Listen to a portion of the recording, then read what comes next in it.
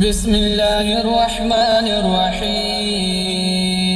ارجعوا إلى أبيكم فقولوا يا أبنا إن ابنك سرق وما شهدنا إلا بما علمنا وما كنا للغيب حافظين واسأل القرية التي كنا فيها والعير التي أقبلنا فيها وإنا لصادقون قال بل سولت لكم أنفسكم أمرا فصبر جميل عسى الله أن يهديني بهم جميعا إنه هو العليم الحكيم وتولى عنهم وقال يا أسف على يوسف وابيضت عيناه من الحزن فهو كظيم قالوا تالله تفتأ تذكر يوسف حتى تكون حردا أو تكون من الهالكين قال إنما أشكو بصري وحزني إلى الله وأعلم من الله ما لا تعلمون يا بني اذهبوا فتحسسوا من يوسف وأخيه ولا تيأسوا من روح الله إنه لا ييأس من روح الله إلا القوم الكافرون فلما دخلوا عليه قالوا يا أيها العزيز مسنا وأهلنا الضر وجئنا ببضاعة مزجاة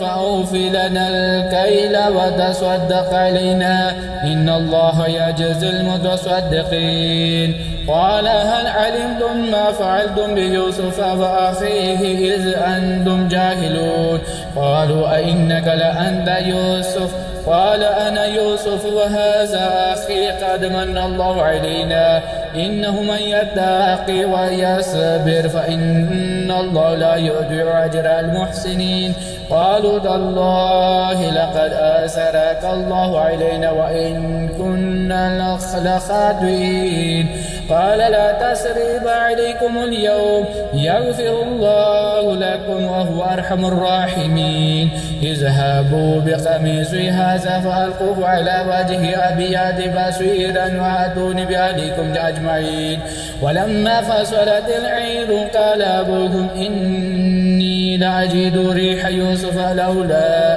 أن تفندون قالوا تالله إنك لفي ضلالك القديم فلما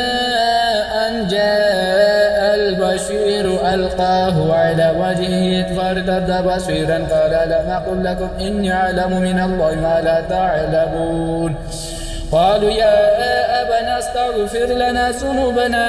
إن كنا خاطئين قال سوف أستغفر لكم ربي إنه هو الغفور الرحيم فلما دخلوا على يوسف آوى إليه أبويه وقال ادخلوا مصر إن شاء الله آمنين ورفع أبويه على العرش وخروا له سجدا وقال يا أبت هذا تعبير رؤياي من قبل قد جعل ربي حقا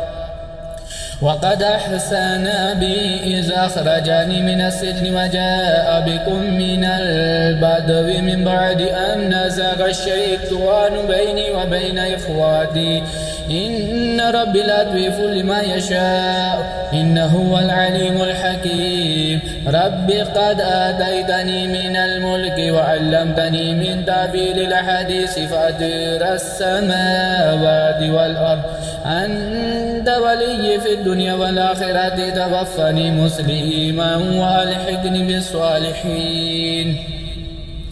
ذلك من أنباء الغيب نوحيه إليك وما كنت لديهم إذ أجمعوا أمرهم وهم يمكرون وما أكثر الناس ولو حرصت بمؤمنين وما تسألهم عليه من أجر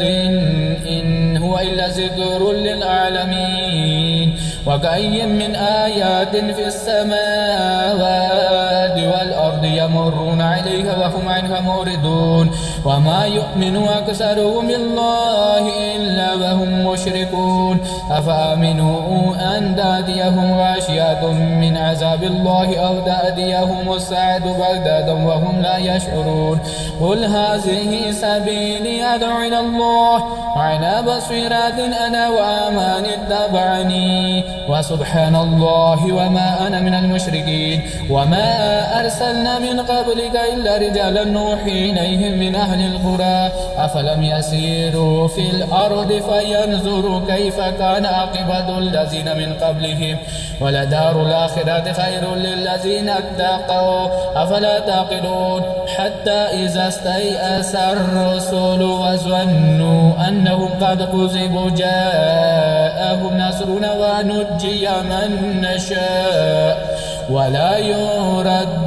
بأسنا عن القوم المجرمين لقد كان في قصصهم عبرة لأولي الألباب ما كان حديثا يفترى ولكن تصديق الذين بين يديه وتفصيل كل شيء وهدى ورحمة لقوم يؤمنون.